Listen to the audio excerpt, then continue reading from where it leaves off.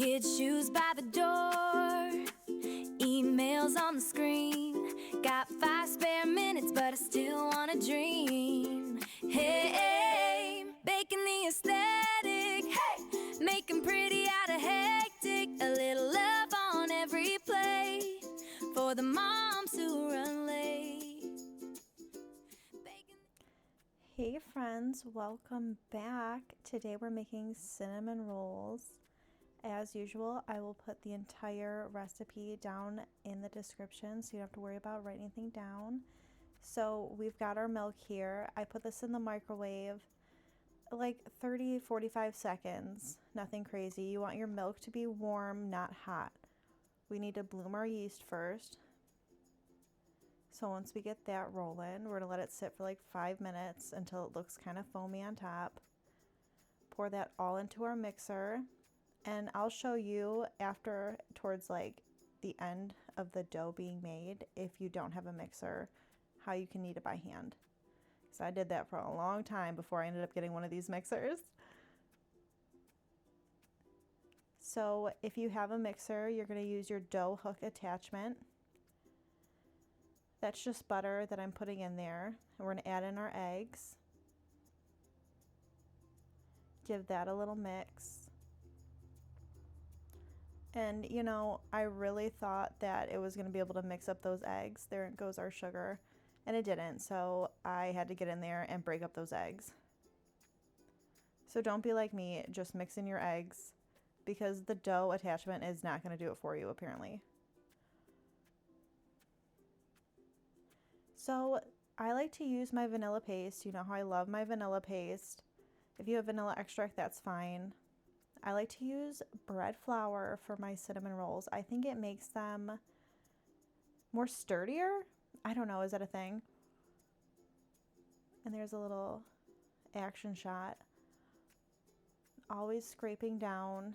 It'll eventually come together. I am an impatient person and I can't wait for that. So I would like to just get in as much flour as possible by scraping on the sides so we can just get to work. I obviously cannot wait to eat these cinnamon rolls. And in the recipe, it's gonna say like probably like 4 to 6 cups of flour. We're gonna let the dough tell us when it's ready. We're not gonna hold that to like a hard and fast rule. It varies on like the humidity of your kitchen and all kinds of crazy stuff. So I'll tell you when your dough is ready and how you'll know. So that you don't even need a recipe at this point. We're gonna be professional bakers. So we're just letting it go, and I only add in a little bit of flour at a time because when it comes together, it comes together. And we don't want to over add our flour. That'll make it dry and nasty, and we don't want that either. So I probably add in like maybe like 1/8 to 1/4 of a cup at a time, like not a lot at all. And then I always put a little bit on the sides just to keep it from sticking. And you'll see like once it comes together. See how it's like starting to pull away from the sides? That's a good sign. We're getting there. And it still feels too sticky. We don't want it to feel sticky. We want it to be a little tacky, not like, I don't want it to stick to my fingers. Like we're getting there. Look at that. See how I kind of roll it through my fingers and it's not sticking too bad? We are almost there.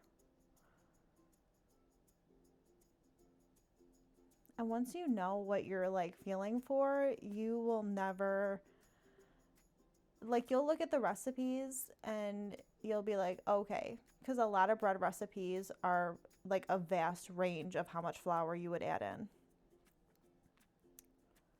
And you don't need that. You'll know when your dough's ready.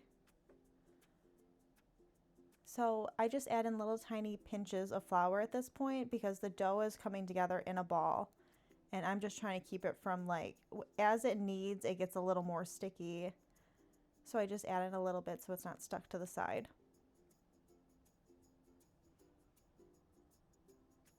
So I like to use, it's called like a window pane method. I'll show you on the screen what it looks like. Since this dough has like fat and flour, or fat, like the butter and stuff.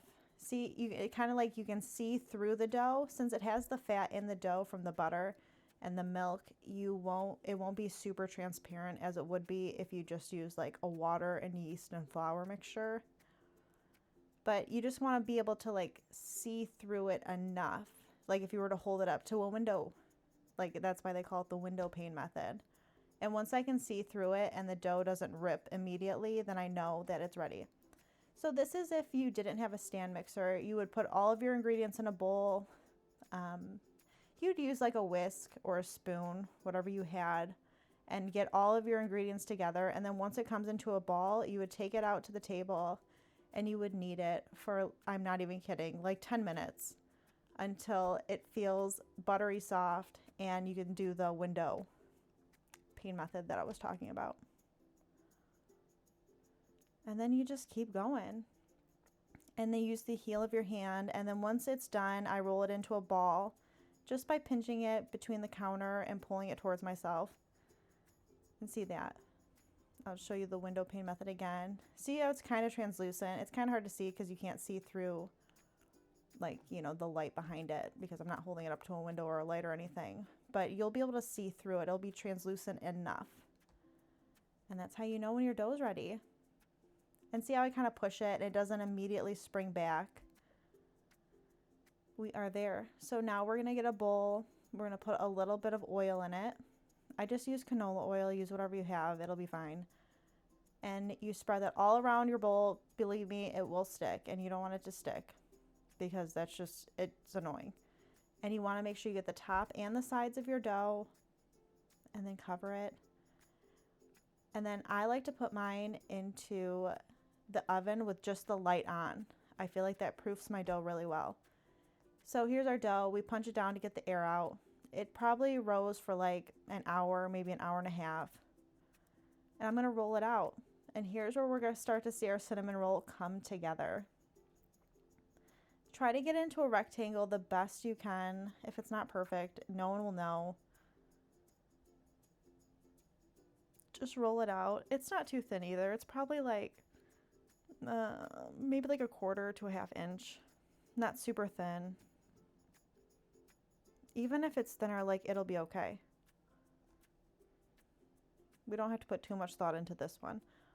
All right, so I'm going to spread my butter around. I just used a whole stick. I hate leaving like parts of butter out. It drives me nuts for some reason. So if I could ever use like a whole stick or like a whole block of cream cheese or whatever I'm doing, I will use it up.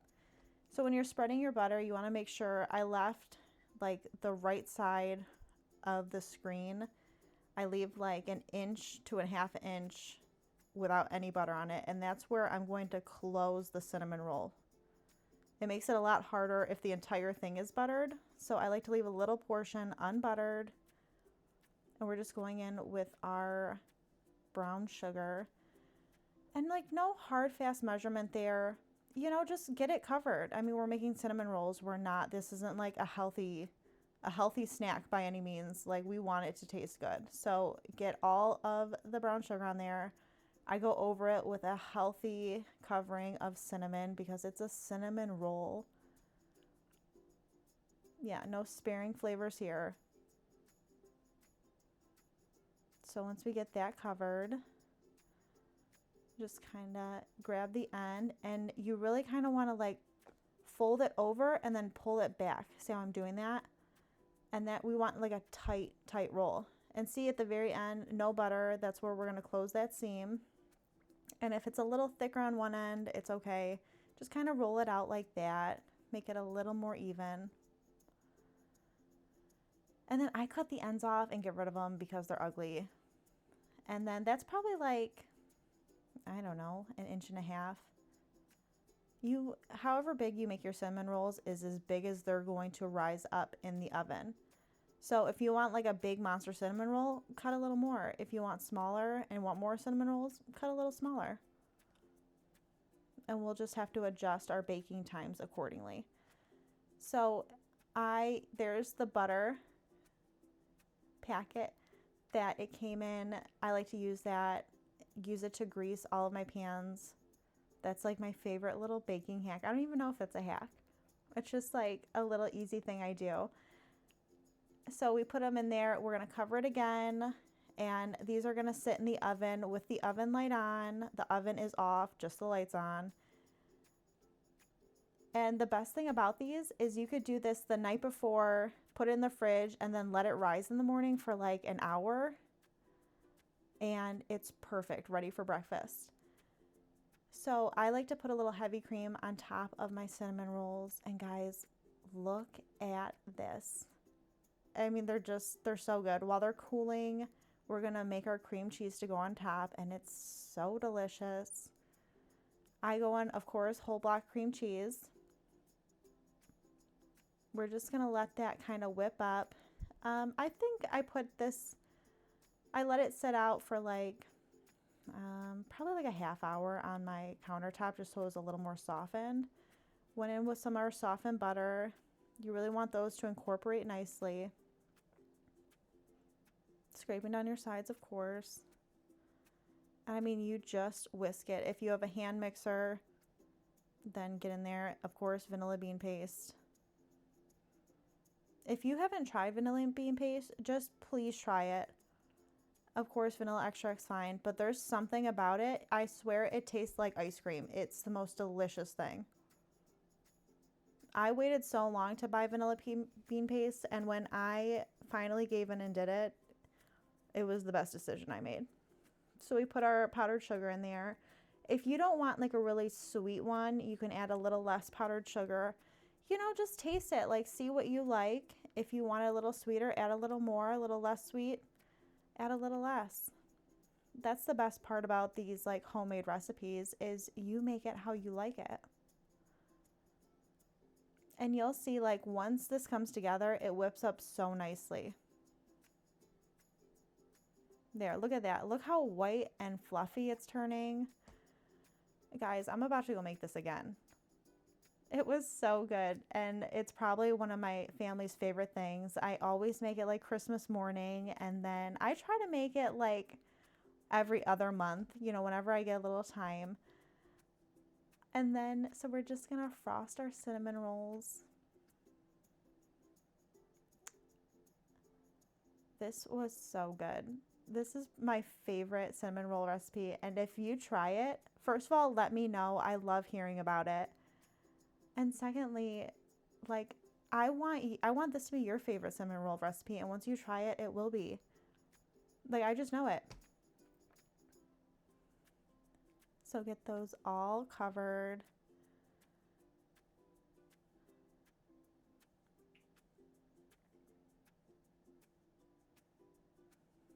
And then look at that. I mean, your family, they're going to be like, you made this? Look at this.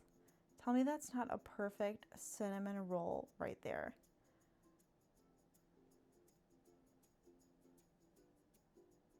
Thanks for watching, guys. I'll see you in the next one. Bye.